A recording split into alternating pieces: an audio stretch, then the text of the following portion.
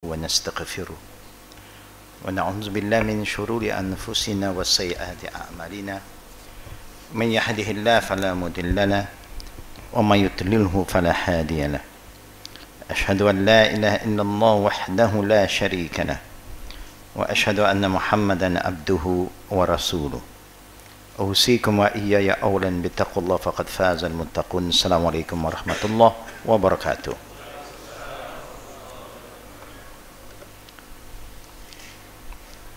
To all the brothers and sisters, we never fail to start our tazkirah by reciting khutbatul hajah.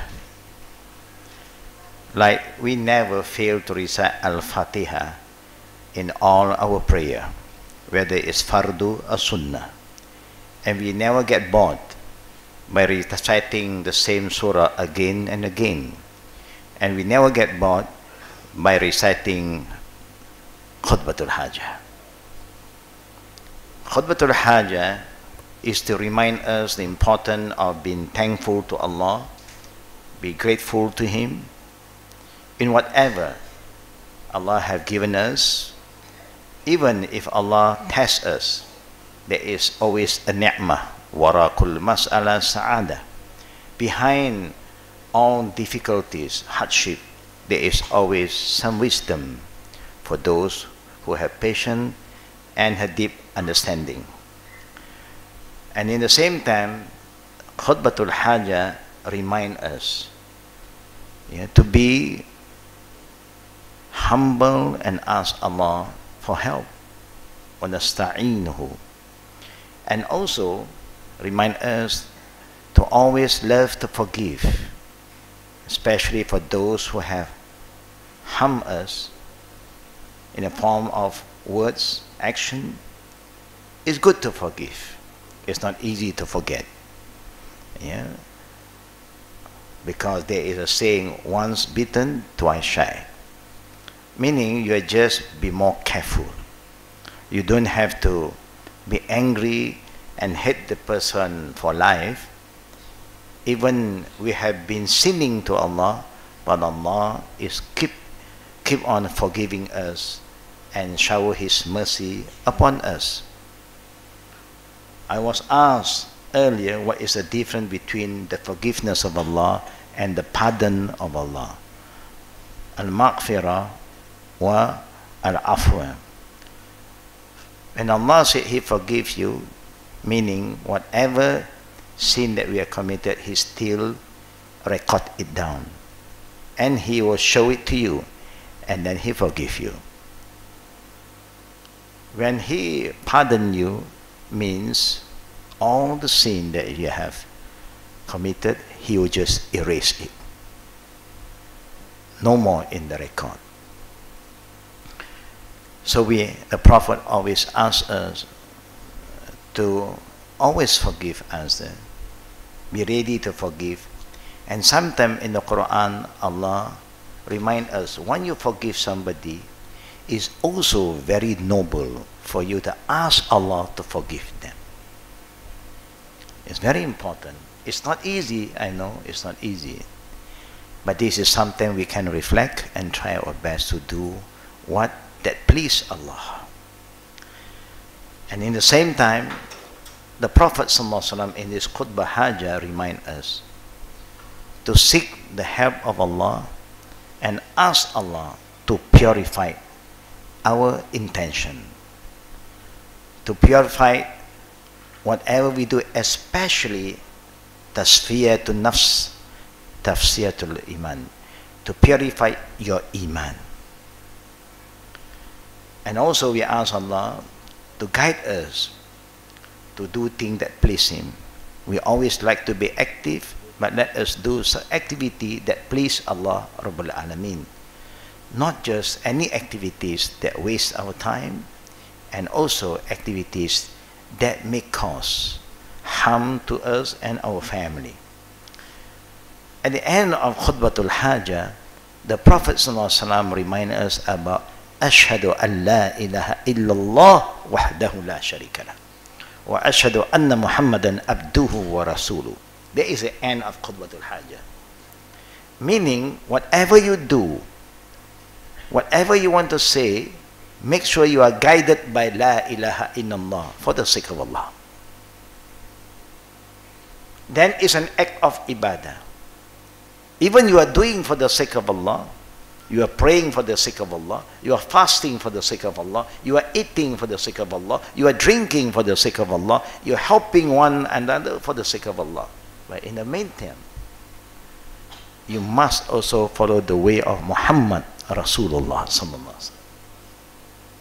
When you are doing for Allah, it never means you have the right to do anything you like. No. Even dua, it never means you can make any dua that you like. You please try your best to make the dua that the Prophet have reminded us. The dua after witir is the dua that we always recite every night. Subhanal Malik al-Quddus, Subhanal Malik al-Quddus. The third time you can raise your voice louder. Yeah? First, Subhanal Malik al-Quddus. Second, Subhanal Malik al-Quddus. The third one, Subhanal Malik al-Quddus, Rabbil Malaikati Waruh. You can raise up your voice because the Prophet used to do that. Sometimes we are not used to it, but slowly we are learning. Yeah? We are learning and we are trying to improve. Yeah? In our action, in our recitation, in our zikr, inshallah. So this is important. You want to pray for the sake of Allah, La ilaha illallah, no shirk. That means you are not showing to anybody, you don't have any other intention except for the sake of Allah. And then the way you do it, you say Muhammad Rasulullah. Because Allah command you to follow Him and He command us to follow Him. No imam ever command their students to follow them. If any imam say, follow me, that means there's something wrong with the imam.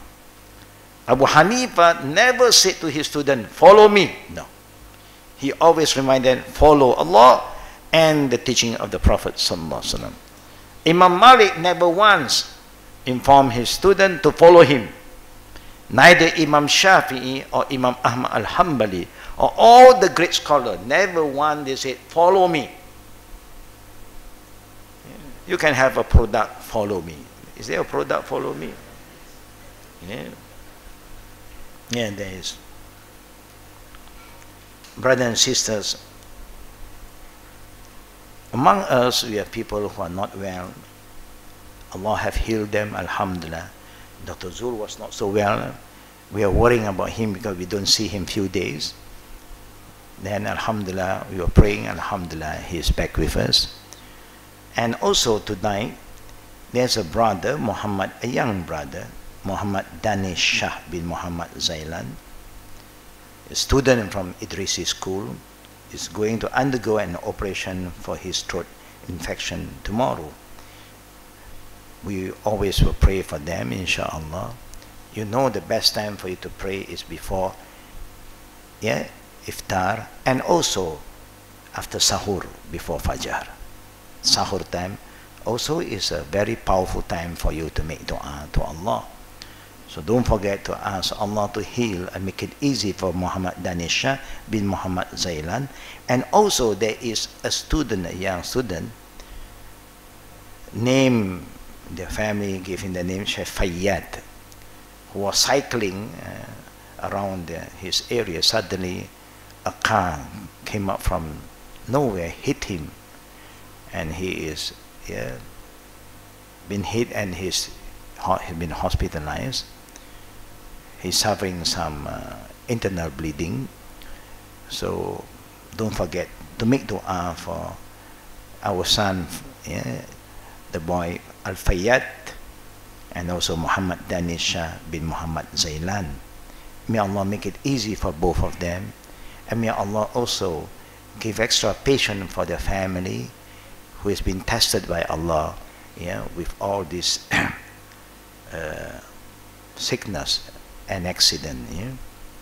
Allah is the healer, but in the same time Allah and our Prophet remind us, Fas'alu ahli zikri, don't forget to ask the people of knowledge to us specialized. Okay, Assalamualaikum warahmatullahi wabarakatuh. Just a quick announcement to the car number WB7208X. WB7208X and car WC7576Y. Please move your car because there are parents that want to take their kids from tuition. Thank you very much. Tuition at night, yeah? No tuition at night, I think. Yeah, I think they have to rush back soon. But we are going to end soon, inshallah.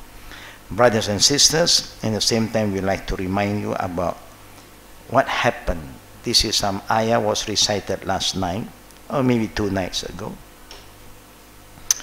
Talking about Iman.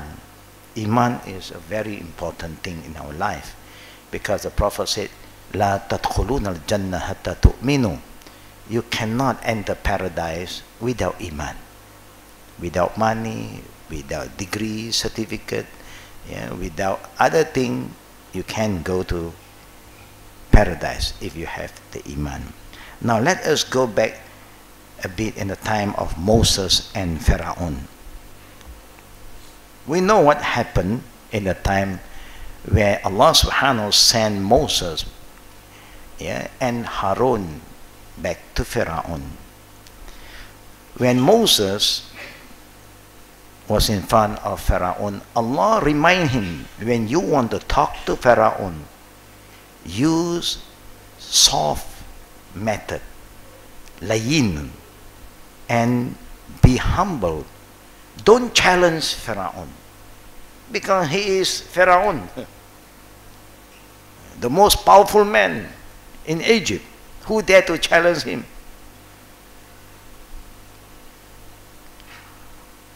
So Allah command him to show some respect. Alhamdulillah, of course, he showed respect to Pharaoh. Now, there is some confrontation between the people of Pharaoh, because Pharaoh have gathered all the magicians, those powerful magicians, to prepare themselves in case Moses is going to come up with some funny trick. You know how to handle Moses. So when all the magicians came to Pharaoh, they said, indeed there will be a good reward for us if we are the victors, if we win. Is there any reward for us? Pharaoh said to them, yes. And moreover, you will be in the case, meaning you will be chosen to be the nearest people to me. You will be laminal muqarrabin. You will be close to me. So now if you help, yeah, Pharaoh in this time, Pharaoh will point all these magicians to be very close to Pharaoh. No, it's not easy to get close to a leader sometimes. Yeah? So it is really something great. So they confronted Moses. What can Moses prove to them? That he is the messenger of Allah. Now they are going to show Moses first. Look at me. Look at my magician. We can prove to you that we are more powerful than you, and our God is more powerful than whatever God you want to call us to. So they said, do you want to prove yourself that you are the messenger of Allah? Do you want to throw your walking stick first? Or you want us to throw our stick? So they throw their stick. They throw their stick first, or the stick turned into what? Snakes. Then Allah Rabbul Alameen command Moses to throw. Now Moses have experienced before. You remember? When he was looking for fire, for the flame of fire to warm up the family when they were traveling in the desert. Yeah? And in the desert at night you can feel the wind. You become, yeah, the weather has become cooler. He need some fire to warm up himself and the wife, the family. So he saw a flame, and he was walking towards the flame with his walking stick. Then he entered yeah, a valley. And Allah immediately talked to Moses. فَقْلَقْ نَقْلَيْكَ إِنَّكَ بِالْوَادِ مُقَدَّسِ طُوَى. You have to take off your sandals. You are entering the holy area, the sacred area. So he take off his sandal and then he walked in. Then Allah asked him, what is in your right hand? He said, this is my walking stick that I use to help myself and also to hit the leaf, you know, from the tree so that it will fall, and my, what you call this, the sheep that I'm bringing with me will have their share, will eat from the leaf. Then Allah said, throw it. So Moses threw it. Suddenly it turned out into a python. Now Allah said, now grab the snake. Now, being a human, you can grab the stick, but now the stick turned into a snake. Do you think you will grab the snake?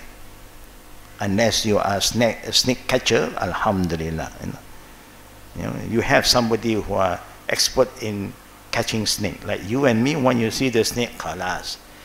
Even the small one, you are going to call 999 already. And when the bomba came, say, Allah, so tiny. And then you call all the way they came with all their tools. Say, what is this? But because we don't have experience. Yeah. So Moses had that fear. Allah said, وَلَا تَخَفْ خُذْهَا وَلَا تَخَفْ سَنُعِدُهَا السِّيرَةُ الْأُولَى. You will find that this snake will turn back to his natural form to become a stick. So now Moses is in front of Pharaoh. When they throw their stick, they turn to snakes. Then he also threw his, and it turned out to be a big one.